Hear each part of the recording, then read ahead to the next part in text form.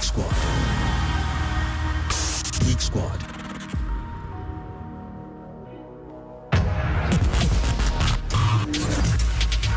Geek Squad.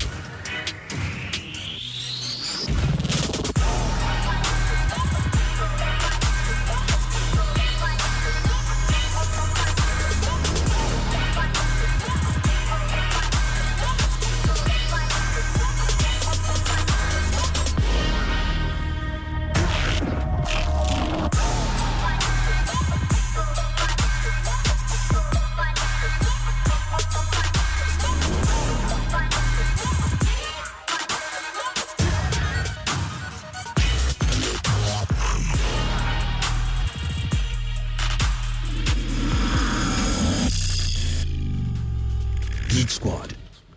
It's the Tuesday, the 28th of February, 2023. And it's 9 minutes after 7. And on Tuesdays, as you probably already know, the Geek Squad sits here to talk about tech, its impact on society, its impact on you, and its impact on everything. Because yes, technology is the wave that's ruling the world as we know it.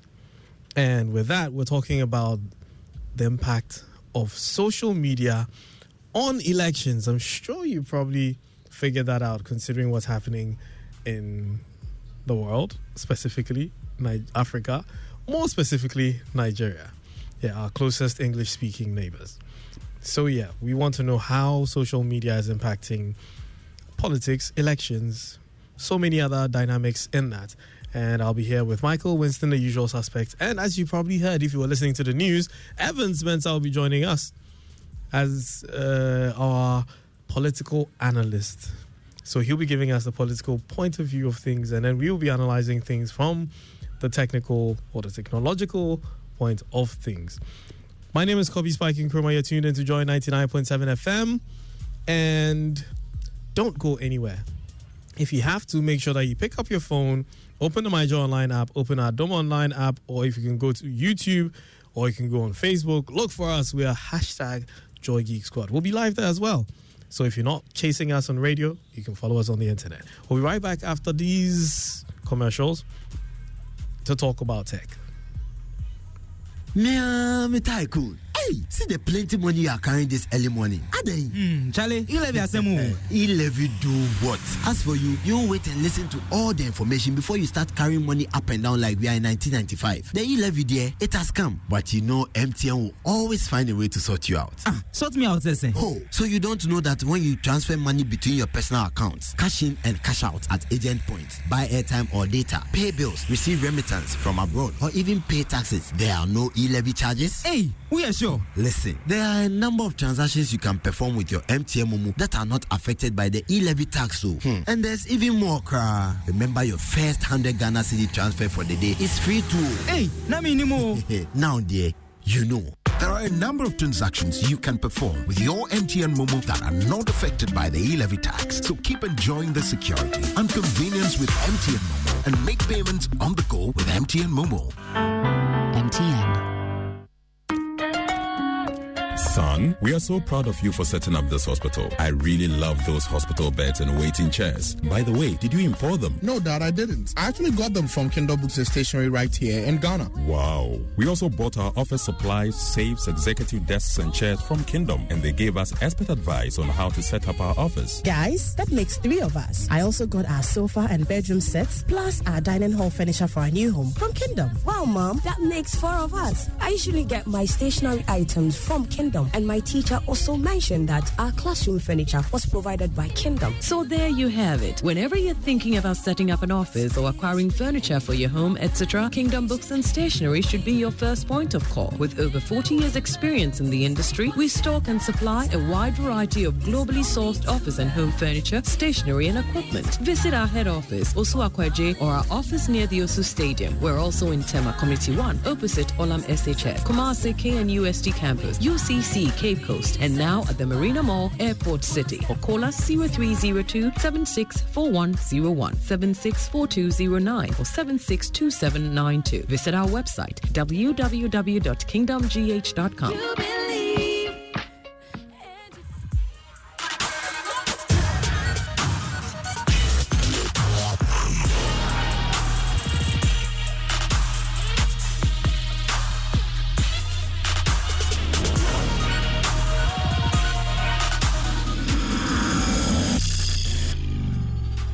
Geek Squad. And we're back. Like I said earlier, the show is Geek Squad and it's a tech show. We like to break down technology and bring it closer to you wherever you are, in your car, at home, in school, in your bed, wherever. You can follow us on Twitter with the hashtag #JoyGeekSquad. You can follow us on Telegram. We have a group there. Just type in your browser t.me/JoyGeekSquad. It will come up, or you can just search #JoyGeekSquad. Or you can find any of our older episodes on Facebook, on YouTube, on Spotify, Apple Podcast, Google Podcast, every podcast platform. Just Google search with the hashtag #JoyGeekSquad. We're there. So today, as I mentioned, we're talking about the impact of social media on elections. We're analyzing what's happening, and we'll definitely be drawing some things that are happening we'll be referencing some things happening in Nigeria, since that's the very immediate elections happening. And you're probably following the Nigerian elections on social media, because where else? You don't have Nigerian TV. If you do, it's probably illegal. So yes, Winston, Michael, hi. Hello, listeners. Yeah. And viewers. Yeah, hello, listeners and viewers. Michael, have you ever voted? Have I ever voted? Yeah. I mean, on online polls or mini elections. Elections. Of course, I'm talking about elections. I've done both, yes. Winston, have you ever voted? No, I have not. Hey? Why? Are you not of age? Because the interesting thing is that I actually do peruse the manifestos, and none of them ever seem satisfactory. None of the candidates. Yeah, so I don't particularly believe in choosing the lesser of two evils per se, especially when it comes to a manifesto, because I feel like at the end of the day, posits the good thing. Why do we have to choose between two evils when we could have two great things that we are There's picking not the only better? two political parties. Yeah, I mean, I watched the debates and stuff like that, and I'm not impressed, because this is just my personal take. I have this saying that any form of social intervention that comes wrapped in a manifesto is never going to do well. Interesting. And most of these manifestos come tailored with a lot of social intervention things, and I'm like, nah. So, well, to the listeners out there who are Winstons or Michaels, we're discussing how social media impacts elections. And whether you like it or not, social media and politics are inseparable. And it's because a lot of political discourse happens on platforms like Twitter. And over the years, we've seen like the US consume a lot of political news via social media. We've seen that happen in Ghana, and we're seeing that happen in Nigeria. And I was on a Twitter space yesterday that had been going on for 3 days, where they were analyzing the whole election. And you have debates going on social media, you have fundraisers going on social media, you have fact-checking going on social media, because it's very likely that in a circumstance like that, people would start to spread fake news. Oh, there's violence here. You know, so you need someone on the ground. What better way than having someone on the ground sending pictures saying that, hey, I'm here. Said violence is not happening as is being, reported on social media. So every candidate considers the stakes high on social media. So rather than they wait for stories to be published, the politicians themselves break their news on social media. We've seen our very, very, very famous, or should I say infamous, Donald J. Trump. I think the utilize word is infamous. Yeah. Utilize social media to the very interestingly. Like he used it. He is a case study of sorts, because clearly we've all been we've all been witnesses to the fact that Donald J. Trump won the elections via social media. Yes. Right or wrong? Yes. So now, really, the question is, how are politicians navigating social media? How are we, the people who are going to do the voting, navigating social media? How are we consuming social media? And how does social media really impact the elections? And we will have Evans join us. He's currently on TV. He left radio, going on TV, then he's coming back to Geek Squad. So you understand how our work works. But in the interim, Michael, Winston, and I will analyze it. I find it very interesting that Winston, who's never voted, would have an opinion on this. In have an opinion on defense, he is very interested in data. Well, and true. how it affects basically human lives, which is essentially, that's what elections are at the end. Yes. Yes. So 1 to 2 day exercises of mass data movement and analysis and results giving. I mean, elections are an extreme sentiment analysis that the effects of which are felt immediately after the data is collated. So that in itself is extremely interesting. I mean, cool. Immediately is a strong word, but yeah. I mean, it is immediate after they announce the winner. No. We are moving where okay, data had. I mean, they went to court. That's happened only twice. I was going to say, okay, it's happened only successfully once, and the idea has been thrown out there twice. So let me ask you, Michael, first, then you, Winston. Do you honestly think that social media has transformed political campaigns? Absolutely. The campaigns themselves? Absolutely. Do you think it has an effect? Yeah. Using the Nigerian elections, you can even use what happened with Peter Obi's campaign. Right. As a immediate past quick example to look at. It was largely based off social media. People wanted it. You can even trace it back. Somebody even trace it back to the NSAS movement way back, which was, one would call it our West African Arab Spring. And you can trace as far back as there, where these things literally spawned off the back of social media and became a force on their own.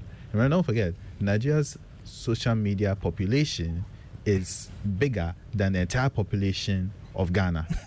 Altogether. So you can tell it's going to have a huge impact there, things that go on online. Right. And in this case, a campaign for essentially calling for change. Yeah. And now someone came out like, I am that voice for change. I am here. I hear you. Will you give me your votes? And it spirals from there. Now we all saw the Peter Obi campaign spiral. And yes, he's doing traditional campaigning on the ground, going around seeing people as he should. But a lot of it's also being done online. And in marketing, we have some things. When it comes to media and advertising, there are 3 broad types. There's media you own, media you pay for, and media you earn. Right? Obviously, media you own, is the normal thing. Media you earn, advertisements, things online. Then the most difficult, but the most coveted, is media that is earned, where people then give you the attention, give you their platform, speak on your behalf. It's not always for the good. It's not always for your good, but the fact is, people give you the attention. Social media, the most important thing is people's attention, for good or for ill. So Peter Obi had that, or even you can say has it, and people are talking about him. Not always in his favor, but the fact they're talking about him means that he's seen. And then that can easily translate to more people seeing him and deciding, you know what, I might give this candidate a try. Let me vote for him. He's not someone I've seen before. I didn't see his traditional campaigns, but I've seen it online right now. Maybe he's what I want. So the impact is very strong. And that's an example recently right now. This has been going on for years now. Now, I would like to, corroborate your statement, because I actively try to avoid any kind of politics. And so I really try to stay away from anything, because I wanted to see what would spring out to me, for lack of a better term, to describe the situation. But I only knew about Peter Obi. I didn't hear from anyone. I didn't read from anywhere. It just sprang out to me on social media. And that was the only name I knew about in the Nigerian election up until yesterday. I never paid attention to any other candidates. I never lent my ears. I never went reading. But some way, somehow, I was following a thread, and then Peter Obi came up, and I'm like, oh, he's a candidate. And as you said, everything that he stood for suddenly started reaching me when I didn't go searching. So whoever is in charge of Peter Obi's social media campaign did a splendid job for someone like me who knows nothing about the election to hear and find out or passively learn about Peter Obi, not even actively, very passively learn about him is very interesting. Credit goes as well to Peter Obi himself. The message that people are taking from him, because that's the thing with earned media. But once your media is earned, people give you willingly give you their attention and speak on your behalf. That is it. You've essentially hit. It's the opposite. Well, one would call it the opposite. Or no, let me take it back. It's not the opposite. An effect we usually hear of in more recent times is being cancelled, but it's essentially the same thing. Which ironically, people say you're cancelling someone, and then rather than the person's persona or even notoriety going away from the internet, everyone is now talking about the person. Notoriety has increased. It's essentially, it is the same thing. For good or for ill, the person has earned your attention, and more importantly, your willingness to speak about them. Or even in some cases to them, because when they start mentioning you, then that's when your mentions start exploding. But the thing is, you are the attention focus, and for good or for ill, this is what happens. Heck, you even reach for seeing in threads. Our car group, now we share. He's been mentioned in there a few times, even before the election. None of his rivals have been mentioned, if maybe once in a while as a quick joke or as a video, but most of the time he's in there. Of course, for our resident Nigerian speaking on his behalf, or sometimes not even him, other people reference him. We are more concerned as to whose car is leaking the most oil, not necessarily a political campaign. Winston. Yeah. So same.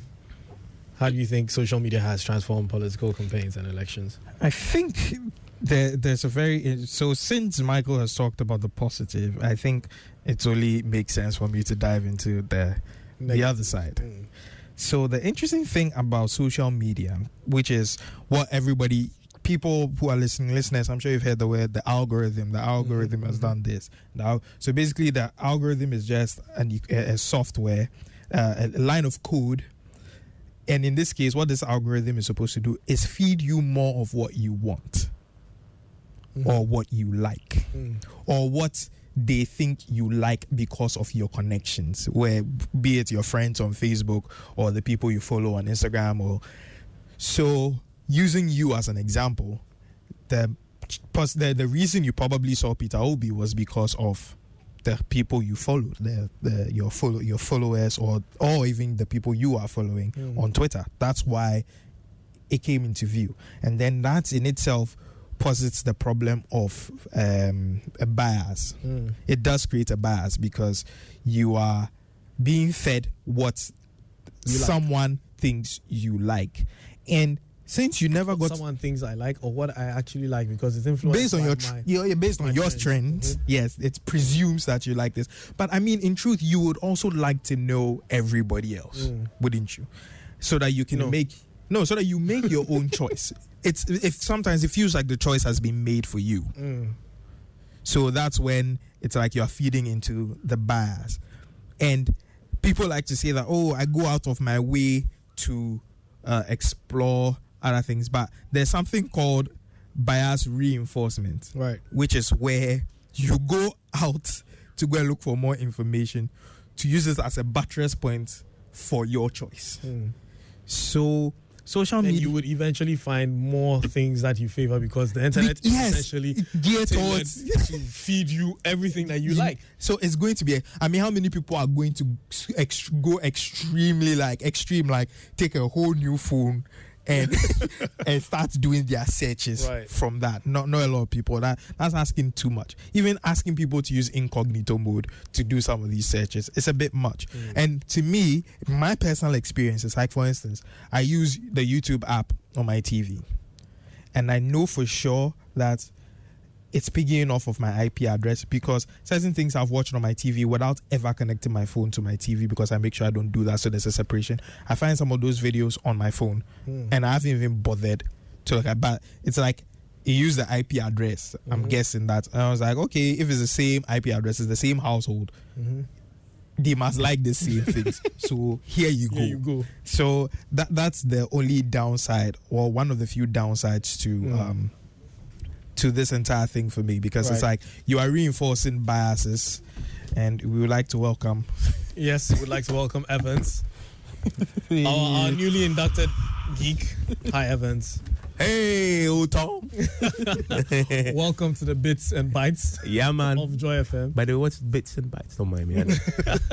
Yes, so I mean, you probably already know what we're discussing. We're discussing the impact of social media on elections, and I was just asking the squad how social media has transformed political campaigns and elections.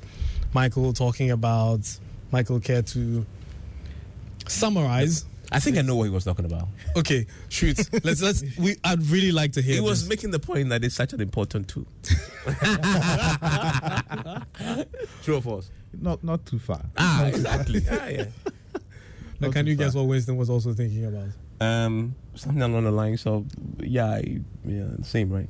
Actually, he was very, very on the opposite side. Yeah, that it's not important. Not that it's not important. It's an exaggerated tool. No, that it can exacerbate certain tendencies, certain biases can be fueled due to the existence of, like, let's say for instance, Accra here we did most.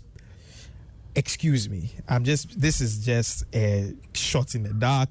I'm not taking shots at anybody, but Accra we did. I feel like a lot of people in Accra use Twitter, right?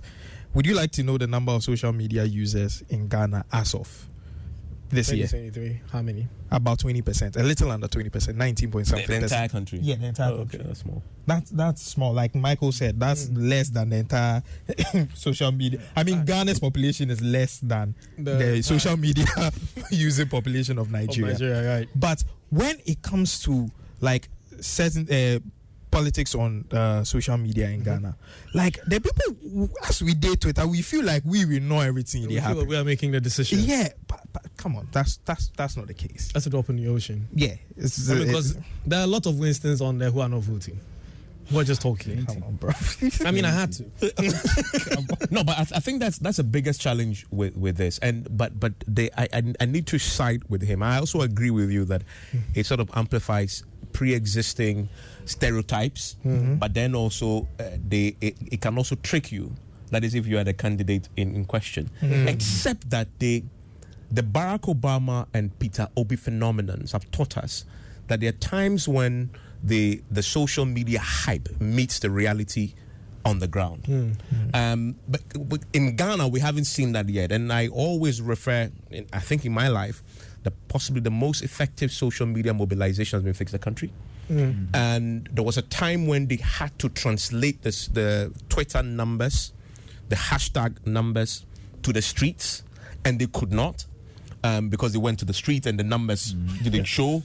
And so then you look at it and think that, okay, so when you ride on social media in an election, will that same group, the numbers, the trending that you see, there's several thousands of people, sometimes even millions of people, will they vote when it comes to it? Obama showed us that it's possible, right? And Peter Obi is showing that it's possible also in Nigeria. Because as we speak right now, he's become a third force. There was never a third force in Nigeria until Peter Obi showed up. And Peter Obi's phenomenon is a pure social media phenomenon. They have a group of people called the Coconut Head Generation. They call themselves proudly Coconut Head. Those are the guys behind NSAS. They mobilized thousands of young people onto the street, forced the Nigerian security system to just disband SARS, right? And that same group of people, when they caught on to Peter Obi, use social media to galvanize support for him. And so, in fact, you'll be bold. You'll be a very bold, daring guy to go onto Twitter and go and challenge Peter Obi. They will just eat you alive. Decimate you. Right? And it is almost the same. It's that they were doing what I call the social media lynching. Right? Immediately you say something, you'll be lynched on social media. You dare not say anything about him. And then there was also the other group. So the two different groups, social media group, there's a Coconut Head Generation. They call it Coconut Head Generation because thick heads, young people, we don't fear Foucault, Charlie, we don't listen, we just destroy the status quo. And then there was the obedience. The obedience, Obi Yeah. The Ends. ends. Yeah. That's good. That's good. And they were proudly calling themselves obedience, and they were again all mobilized on social media. He's won Abuja today. Never happened before. He didn't only win; he won it by a landslide. Wow. Right? Never happened in Nigerian politics. He's won Lagos also, two of the biggest cities. Wow. And that tells you that the social media phenomenon, Nigeria is showing us that Obama showed us a long time ago. Yeah. But many said in Africa, people they like to be Twitter warriors, and that's it. And let's go onto the street, Charlie. I want to stay in my room, get my data, and do a hashtag. But Obi is showing us that he can move those numbers to vote for him. That is why I believe it's such a powerful tool now, and I think this Obi thing going forward will really change the way that perception. But the point he also made about the reinforcing setting. It's also true. So if you go on, if you went to challenge the obedience of the Coconut Head Generation on Twitter, right, and possibly raise it, because Obi is a Christian in Nigeria, the religious thing was deep. He's a Christian, he's a Muslim, and so that was always used against him. And said, the Muslim North will not vote for him, and most of the southern part. And if you go on there and you try to sort of bring that up, the way they will come at you, it's what people have criticized. But then again, I'm thinking, but even if you take away the social media thing and you're just doing normal campaigning, isn't that the same? Yeah. Because if you dare go to an MPP rally and go and say NDC Chobwe, kill you. You know what I mean? Or go to a Bamia rally and go and say, Bama, you cry, you are not a Christian, right? You are asking for trouble. Yeah. So I think it's not okay. That's the social media just amplifies it, but it means that it's already there. Yeah. Just the social media just makes it. It's a very powerful tool actually. And if I ever go into politics, but I'll never do. I'll probably run my campaign. Say that, I run campaign entirely on social media.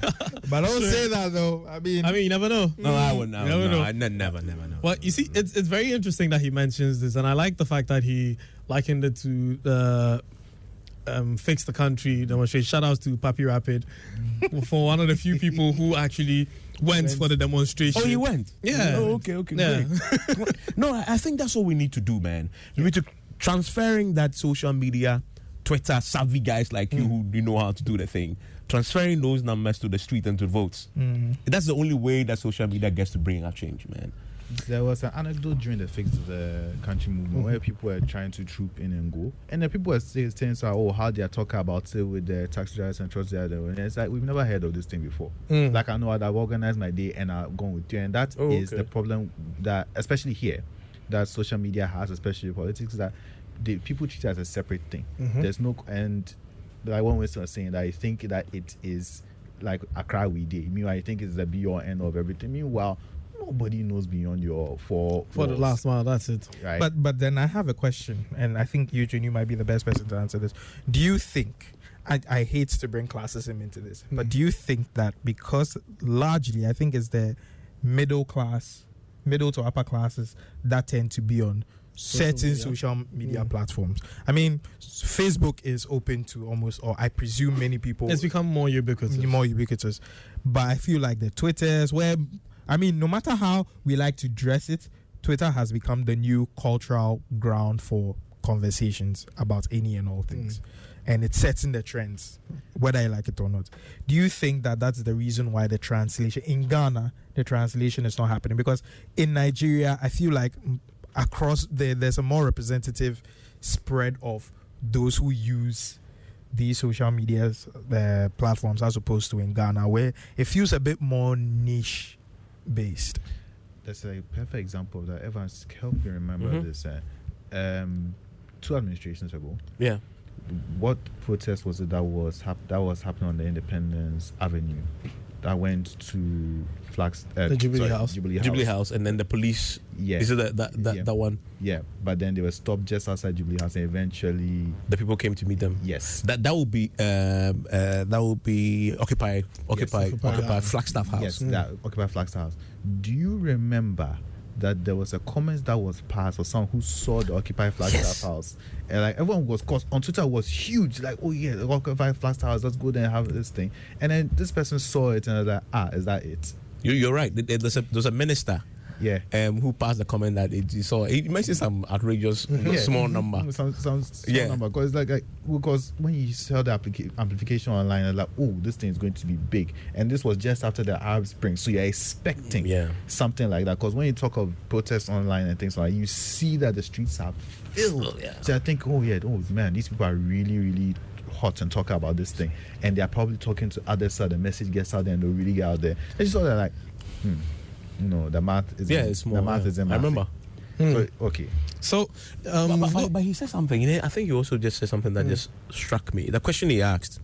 I mean, you mentioned Arab Spring. I remember back I was in school, and interestingly, my dissertation was on this conversation. I had a London School of Economics, because that was a time when the Arab Spring thing was heavy, and social media was the main tool for mobilization, and they mobilized the people to Tahrir Square.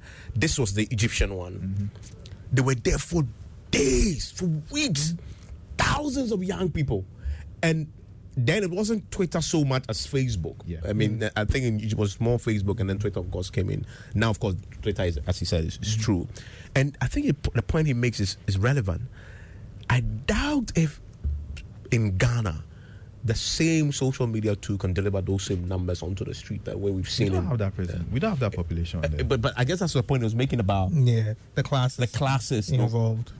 Because I mean, if we are being critical, I think what we would call the low class are the numbers. They have the mobility. They have the and they have the willingness to go out in the sun and walk. And by you there your AC. One day your AC inside and chill. At least you're okay.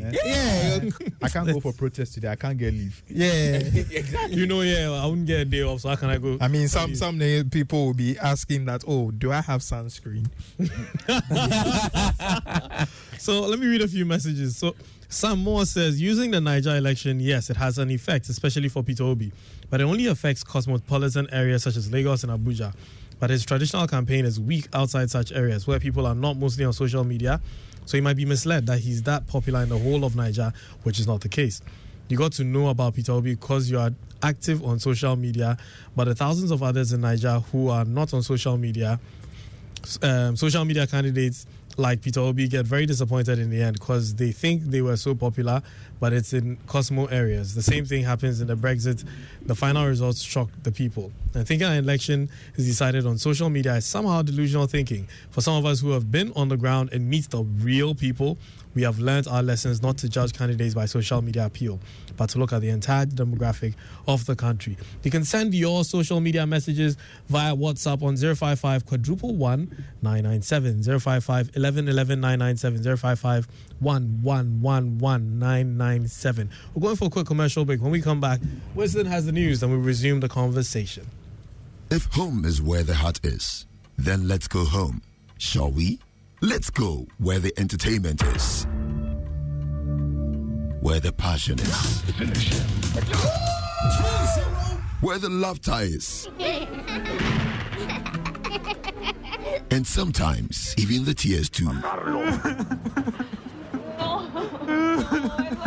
Let's go where we feel safe enough to share our opinions. And send tweets. Where we do that embarrassing little dance to our favorite song. Let's go home where the love, the care, and the joy live.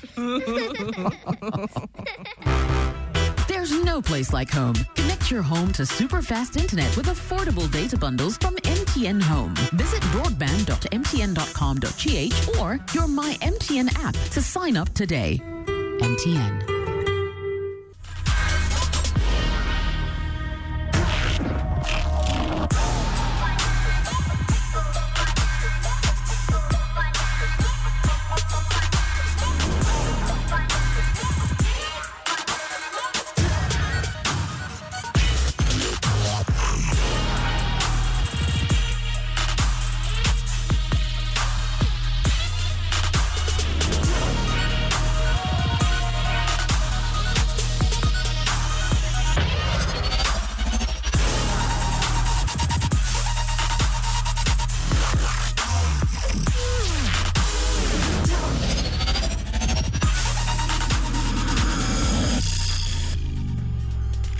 Squad.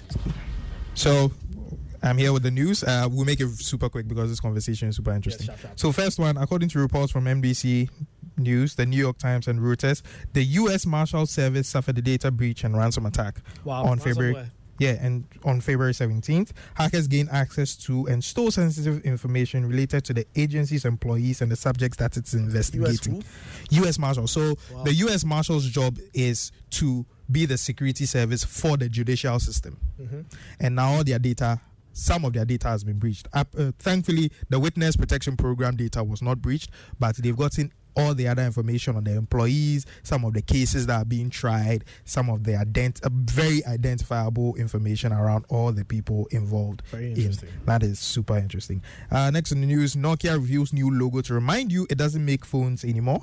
Now, Nokia is a Finnish telecom company, but it sold its mobile phone production rights to Microsoft in 2014. We all know how that ended. But now, Nokia has actually authorized the use of that name for a mobile device to HMD Global. So now the CEO says that he feels like people still think that they make smartphones. They don't. So that's why they have changed their logo. It's the first logo redesign for the company in 60 years. So there are no Nokia. Yes.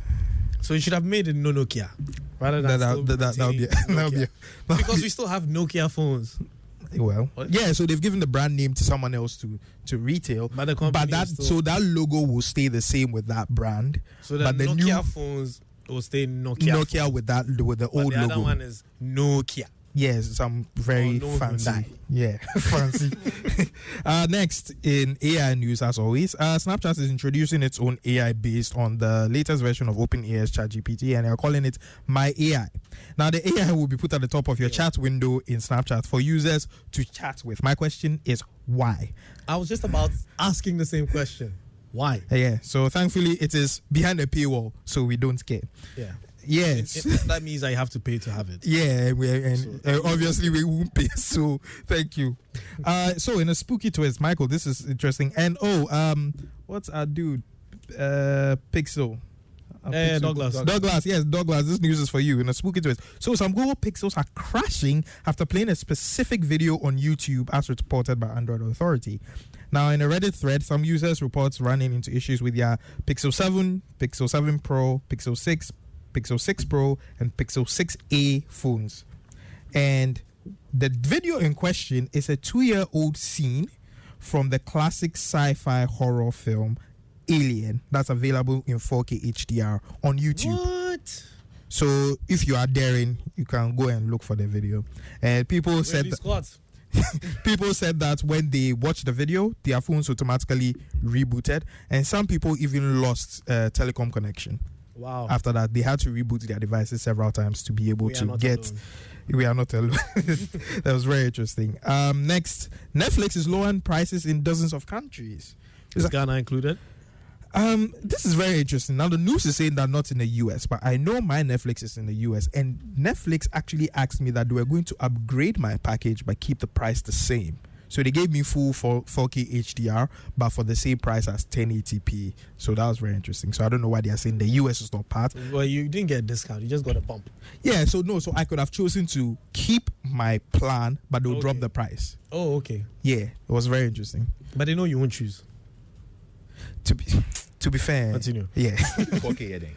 Yeah, 4K is 3 gigabytes per hour. Anyway, so there have been some price cuts but apparently the US is not part. Sometimes so they are saying that the Middle East, Asia, Africa, and parts of Europe where these price cuts are happening. I guess Netflix needs money. So they need money.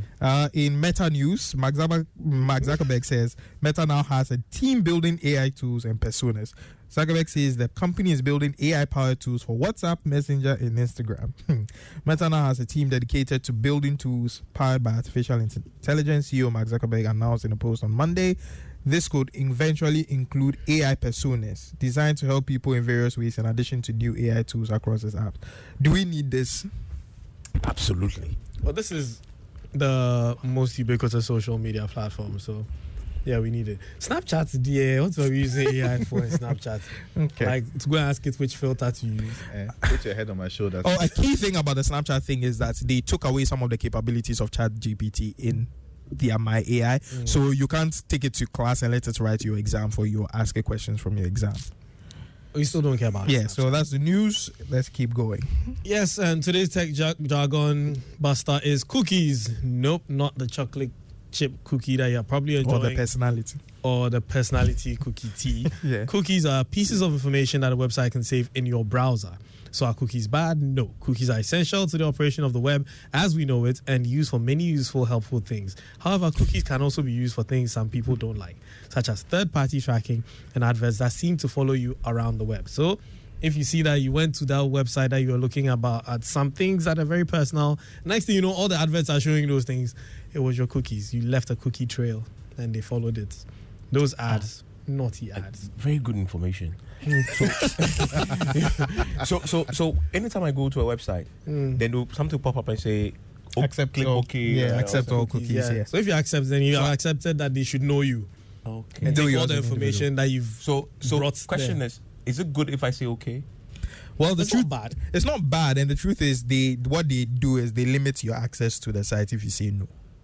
Yeah, access to whatever data that is that you want. So I suspected. So most often, if the site is really important, I just click and move on. But should I just do that, or I should always?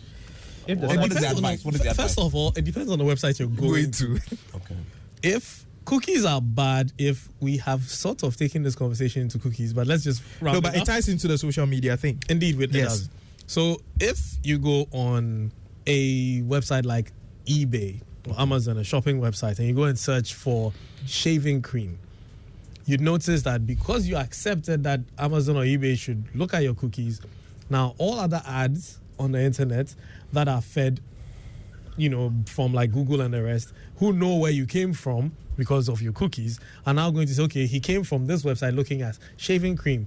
Let's show him more options in shaving cream. So if you did a search on Peter Obi, yes, there's a high possibility that all his campaign ads will start following you on the internet. Yeah. Wow. And you start seeing, which then ties into our conversation. Yeah. So a very perfect segue into our Cambridge Analytica / demographic analytics and psychographic targeted ads.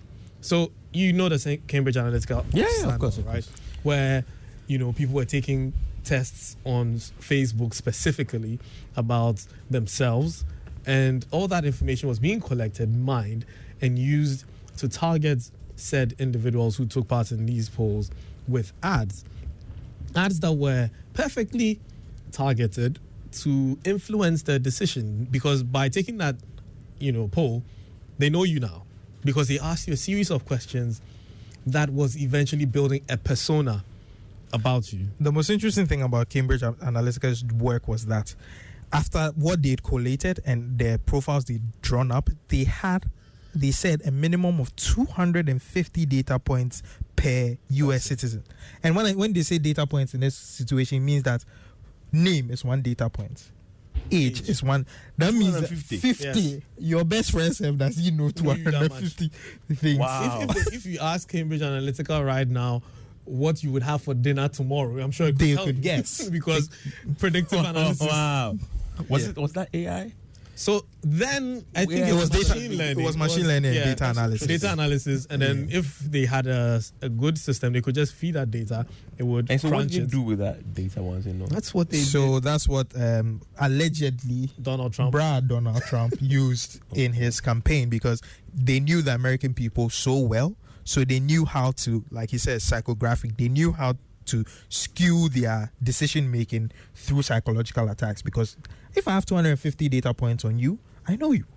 Wow. Where are you going? And especially in political words, I know what scares you. Yeah. Yes. What you don't want. Yeah. Yes. So I start feeding into that news about that. Fear is powerful. Yeah. Super. That news that these are the things. If you vote for this guy, this thing that you don't want to happen will happen. I mean, same thing. I'm not saying it directly. Yeah. Cambridge Analytica did same with Brexit. Yeah. They did the same thing with Brexit, and now Brexit.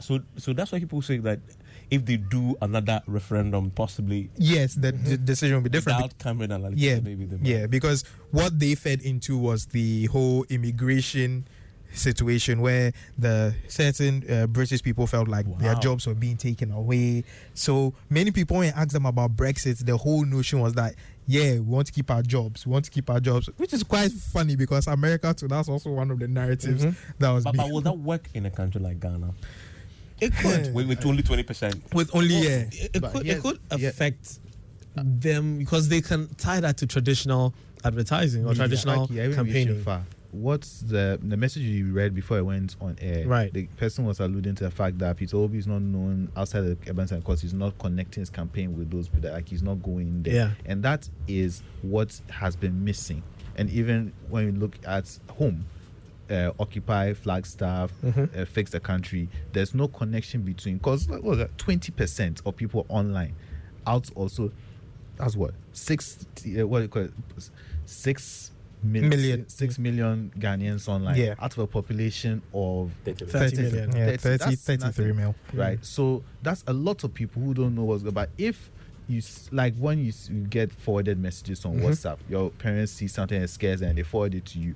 Don't think that just because they forward it to you, the conversation stops there. I bet you now, while they forward it to you, they're also talking about it physically with their friends. So even those who are not online and seeing these things are hearing it, and they're going to talk about it elsewhere because fear is a very powerful thing. So they hear about it, they talk about it, and then it spreads around. So even if the person has not been online, they know exactly what. And to be fair, WhatsApp is not counted as social media per se in the social media analytics. Why? It's not really. It's more of a messaging. It's not.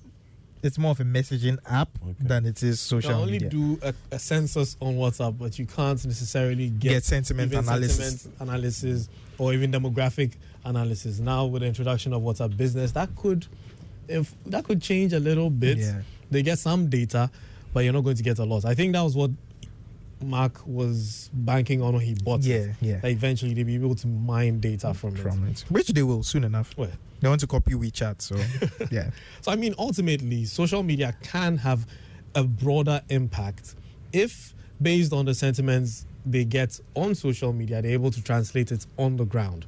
So if you know that, okay, by this demographic, we know the people in this area, this is what they like.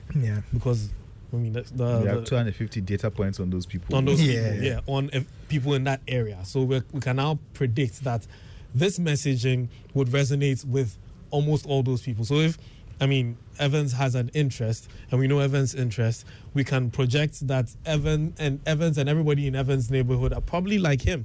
Possibly, maybe 70% of the people like you. So the messaging targeted at those people would appeal to them and subliminally convince them otherwise. But I must necessarily be on Facebook or Twitter to be influenced, or are there any other? So which is why I'm saying that if you're not, we can trust, we can depend on someone those who are closer to me, because we will talk. Definitely talk, and then he could influence you. He could show you the video. Come and see the video. And then you see it and like, no, I don't want this. Yes. Then next thing we know, your mind has been changed. Yes. But then that triggers another question. So how do you the person who's being influenced see through it? How do you deal with that? I mean, because you know what I mean. Now he's told me they gathered 200 plus data points. So now I know. So if my friend comes to me or I'm not on social media or I'm seeing the thing, now I'm alert. Okay. So how do I deal with it? And I made a point. I was asking you off air that I've been told that sometimes even the Twitter trends can be bought. It's fake. It's superficial. Yes. So how do I deal with all these in a campaign? You know, I was actually asked this thing when the whole issue of musicians buying views came up, and I'm like, it's the same thing as somebody owning a provision store. You go and bend the thing or bury them and come and say, hey, they bought everything in my store. Who are you lying to? You're lying to yourself, really. So those who try to, but then again, if you're just going to hide it, creates the illusion of demand. That turns around to benefit you eventually. Because that's what most people did with SoundCloud and Spotify. Because when you get to most of these platforms, you need a certain threshold number of users, and then the algorithm will just do the rest of the work for you. So they'll pay for those necessary views, then the algorithm will take. So if you have a video that has 10,000 views, YouTube will most likely give it more credence and put it in front of more people than if you have a video with 100 views. Regardless of whether it is true or not. True or not. So that's why. So how do you avoid as it an electorate. Exercise on I'll say exercise on skepticism. and be very aware. I mean, at the end of the day, you know what you want. A lot of fact checking, really. Yeah, you know what you want. So we are not going to. Most often, it's not here to change your mind. It's just here to influence your one-time decision making. So just do your due diligence. It's asking a lot. But just because, and just be willing to accept that. Just because it's not saying the things you want to hear doesn't mean that it doesn't necessarily need to be listened to or it is automatically wrong. Sometimes because it's telling you exactly what you want to hear, oh yes, and like maybe it might not necessarily be correct. Just be a bit skeptical is what I say when it comes to these sorts of things. So be a bit skeptical. This has been a very interesting conversation. Very. I've learned a lot. Psychographic analysis. Thank you very much for joining us, Evans. Thank you, Michael, for having me. Thank you, Winston. It was a great conversation. Yes, this has been Geek Squad. If you missed the greater parts of the show, you can find it on Google Podcasts, Apple Podcasts, everywhere on the internet. Just search #Joy Geek Squad. My name is Kobe Spiking Chroma. I'll catch you next week on another episode of Geek Squad. Next week is the eve of International Women's Day. We will have a woman host Geek Squad next week. Peace.